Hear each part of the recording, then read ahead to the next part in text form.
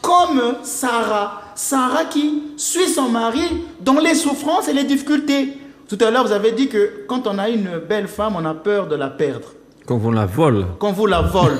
Très bien. Mais je voulais aussi vous dire que quand on entre dans un couple, eh bien, il faut aussi vivre les souffrances de son mari. Il y a des femmes parfois qui abandonnent des maris. Donc au creux même de leur souffrance, quand il ne travaille plus, quand il est dans des difficultés. Mais la vocation de la femme, c'est d'aller jusqu'au bout de la souffrance de son mari. Une femme qui abandonne, qui déserte son foyer n'est pas digne d'être une femme.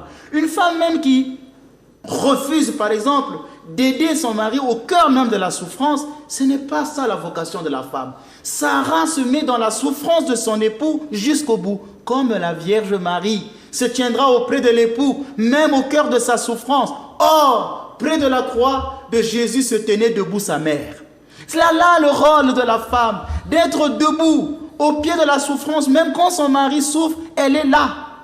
Vous voyez, parfois dans notre paroisse, moi en tant que pasteur, je suis comme un peu l'époux. Et les fidèles sont parfois comme l'épouse. J'ai toujours dit à mes fidèles, vous devez aider le prêtre, vous devez l'épauler, même au cœur de sa souffrance. Voilà votre vocation.